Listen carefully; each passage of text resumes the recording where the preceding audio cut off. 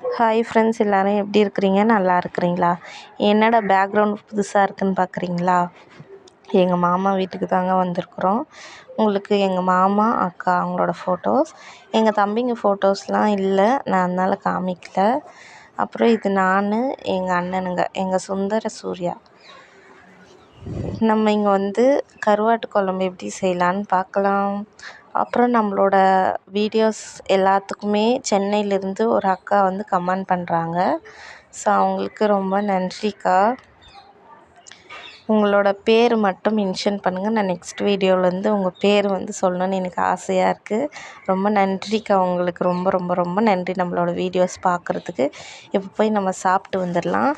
நல்லா இட்லியும் சாம்பாரும் செஞ்சுருந்தாங்க, நல்லா சாப்பிட்டாச்சு. இப்போ வந்து ஆஃப்டர்நூனுக்கு கருவாட்டு குழம்பு செய்யலாம் அப்படின்னு பிளான் பண்ணியிருந்தாங்க. நானே அக்கா நானே சமைக்கிறேன் அப்படின்னு சொன்னதால் சரிம்மா அப்படின்னு சொல்லிட்டாங்க. ஸோ நானும் சமைக்க ஆரம்பிச்சிட்டேங்க. ரொம்ப குயிக்காக டேஸ்ட்டாக இருக்கும் இந்த கருவாட்டு குழம்பு. சமைக்க தெரியாதவங்க கூட இந்த மெத்தடில் பார்த்து சமைச்சிங்கன்னா அவ்வளோ டேஸ்ட்டாக இருக்கும். தேவையான அளவுக்கு எண்ணெய் ஊற்றியாச்சுங்க. எண்ணெய் நல்லா காஞ்சதும் கடுகு உளுந்து சேர்த்துக்கலாம். கடுகு நல்லா பொரிய விட்டு அது கூட இப்போ வந்து நல்லா 3 பெரிய வெங்காயம் நான் கட் பண்ணி வச்சுருக்கிறேன்.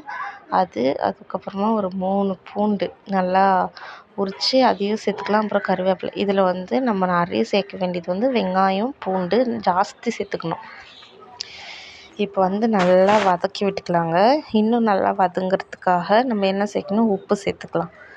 நல்லா கல் உப்பு நான் வந்து சேர்த்துக்கிறேன். சேர்த்துட்டு நல்லா வதக்கி விட்டுக்கலாம். இந்த வெங்காயம் வந்து நல்லா ப்ரௌனிஷ் கலரில் வர வரையும் நம்ம வந்து வதக்கி விட்டுக்கலாம். இப்போ பாருங்கள், இந்த அளவுக்கு வதங்கினா போதும்.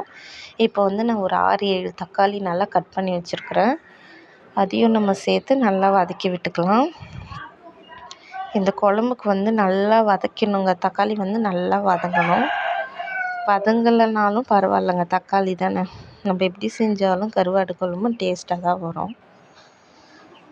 எங்கள் ஊரில் செய்யும்போது நான் வந்து கொஞ்சம் நல்லா சப்புன்னு இருக்கும். ஆனால் இங்கே தண்ணியான்னு தெரிலங்க, எது செஞ்சாலும் ரொம்பவே நல்லா வந்துடுது. பாருங்கள், இந்த அளவுக்கு நல்லா வதங்கிடுச்சு. இப்போ வந்து குழம்பு மிளகா பொடி சேர்த்துக்கலாம். தேவையான அளவுக்கு சேர்த்துக்குங்க. இது வந்து காரம் ஜாஸ்திங்கிறதுனால நான் கம்மியாக சேர்த்துக்கிறேன். நான் போட்டுட்டு காமிக்கிறேன். பாருங்கள், இவ்வளோ போட்டிருக்கேன். நல்லா வதக்கி விட்டுட்டு கொஞ்சம் ரா ஸ்மெல் போனதும் நம்ம வந்து தேவையான அளவு தண்ணி ஊற்றிக்கலாம். தண்ணி ஊற்றிட்டு நம்ம உடனே புளியும் சேர்த்துக்கணும். நம்ம எப்பவுமே கொதித்ததுக்கப்புறம் தானே புளி சேர்ப்போம். ஆனால் அப்படி சேர்க்கக்கூடாது கருவாட்டு குழம்புல. நல்லா குழம்பு தண்ணி ஆட் பண்ணி கொஞ்ச நேரத்துலேயே நம்ம வந்து புளி சேர்த்துக்கணும். எவ்வளோ தண்ணி வேணுமோ சேர்த்துக்கோங்க. பாருங்கள், நான் இவ்வளோ தண்ணி சேர்த்துருக்கேன். அப்புறம் புளி சேர்த்து நல்லா கொதிச்சிச்சு. இப்போ வாங்க கருவாடு போட்டுக்கலாம். கருவாடு போட்டு நல்லா கொதிக்க விடணுங்க. நல்லா கொதிக்க விட்டு இறக்குனா சுவையான சூப்பரான கருவாட்டு குழம்பு ரெடி. பாருங்கள், கொஞ்ச நேரம் நான் ஊற வச்சுட்டேன். இப்போ நம்ம வடையும் போட்டு எடுத்துக்கலாம். கருப்பு உளுந்தில் வந்து பாதி தோல் நீக்கினது, பாதி தோல் அப்படியே இருந்தது. அப்படியே அரைச்சி வடை செய்யலான்னு வெங்காயம், பச்சை மிளகா, கருவேப்பிலை, கொத்தமல்லி, அப்புறம் உப்பு போட்டு இப்போ ஒரு ட்ரான்சிஷன் உங்களுக்கு காமிக்கிறேன்.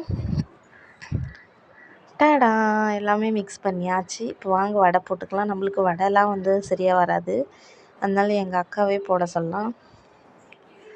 சூப்பராக இருந்துச்சுங்க வடை. நல்லா மேலே கிறிஸ்பியாக, உள்ள வந்து சாஃப்டாக மெத்து வடை. ஆனால் என்ன ஒரு குறைனா உப்பு செம தூக்கலாகவே இருந்தது. நாங்கள் நிறைய போட்டோம் உப்பு, அவ்வளோவா தெரியல. பட் ஓகே தான், நல்லா இருந்துச்சு, சூப்பராக இருந்துச்சு. அன்ஃபார்ச்சுனேட்லி நம்மளால் வீடியோவை வந்து கண்டினியூ பண்ண முடியாமல் போயிடுச்சுங்க. எங்கள் பாட்டி வீட்டில் நைட்டு அங்கே திருவிழாக்காக போயிருந்தோம். அப்பா அம்மாலாம் போனாங்க. நான் தூக்கம் வந்ததுன்னு கொஞ்ச நேரம் படுத்து எழுந்திரிக்கலான்னு படுத்துங்க, பார்த்தா ஃபுல்லாகவே தூங்கியாச்சு. அடுத்த வாரம் திருவிழாவுக்கு போனால் உங்களுக்கு காமிக்கிறேன், அந்த கோவில் பற்றி காமிக்கிறேன். ஒரு ஷார்ட்ஸில் போட்டிருப்போம் இல்லையா கோவில், அந்த கோவில் தான்.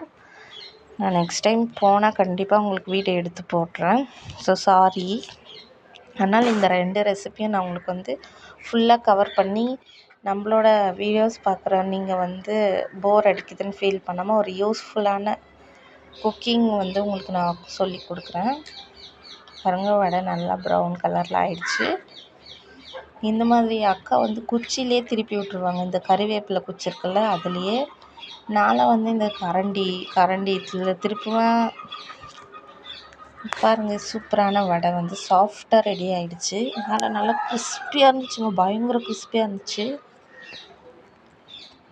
அவ்வளோதாங்க, சூப்பரான வடையும் நம்மளுக்கு ரெடி ஆகிடுச்சு. செம்ம டேஸ்ட்டாகவும் இருந்துச்சு. ஹாய் ஃப்ரெண்ட்ஸ், நான் இப்போ எங்கள் மாமா வீட்டில் இருந்து வீடியோ போட்டேன்ல. ஸோ என்னோடய ஃபோன் பார்த்திங்கன்னா கீழே விழுந்து உடஞ்சிடுச்சு. அதனால் வேறு எங்கள் அண்ணன் ஃபோன்லேருந்து நான் அங்கே செஞ்ச ரெசிபி வந்து ரெக்கார்ட் பண்ணியிருக்கிறேன். ஸோ அது வந்து உங்களுக்கு வீடியோவில் காமிக்கிறேன். அதுக்கப்புறம் அங்கே சுற்றி காமிக்கிறது வந்து என்னால் முடியல. ஸோ நெக்ஸ்ட் டைம் அங்கே போகும்போது கண்டிப்பாக அந்த வீடியோ அப்லோட் பண்ணுறேன்.